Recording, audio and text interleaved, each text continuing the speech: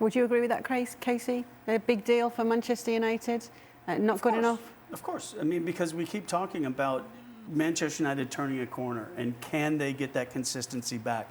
You get a couple good results in the league, you think, okay, maybe it's moving in that direction, and then you slip up at home against a championship team.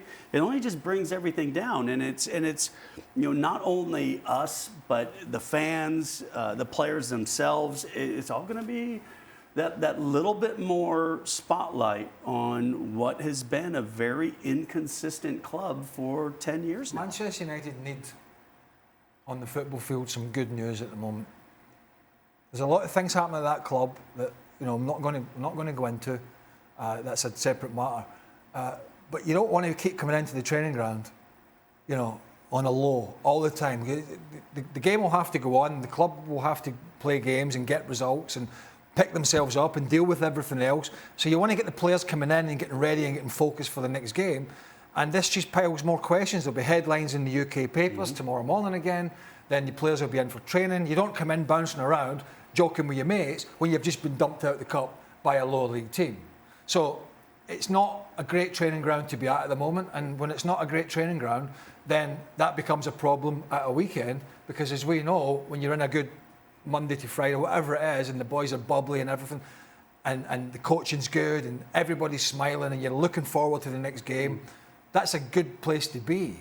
I think at the United, there's so much trepidation around at the moment and concern about the performances.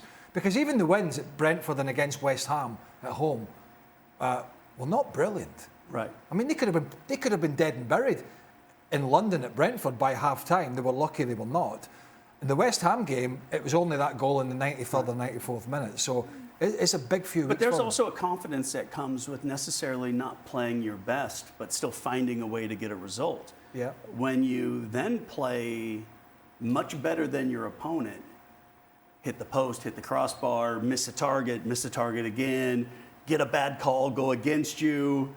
It's this pylon effect. And not only is it going to the training ground and doing that, it's also just in your normal life. It's going out and just hearing whispers from fans. It's picking up a newspaper and going, all right, here's more again. And like Craig said, there's enough things going on at this club right now that you didn't need this to pile on. And so, yeah, it's going to be interesting to see what the reaction is from the players in the club in league form going forward now.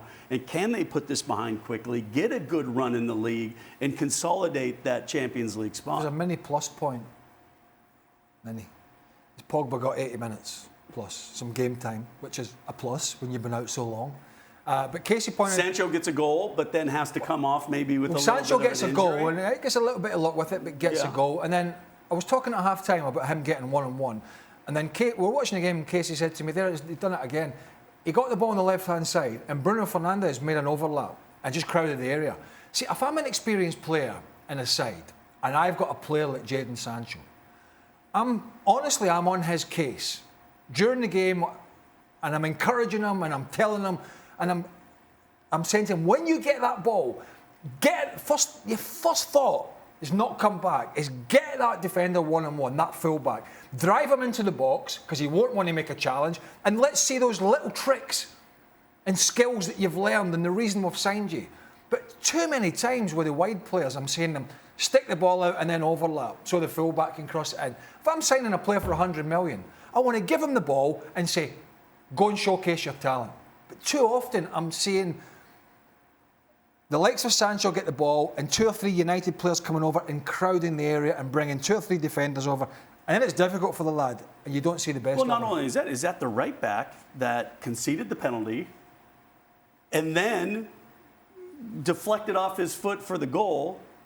He must be thinking, oh, please, don't take me on. Thanks so much for watching ESPN on YouTube. And for more sports highlights and analysis, be sure to download the ESPN app. And for premium content and live streaming, subscribe to ESPN+.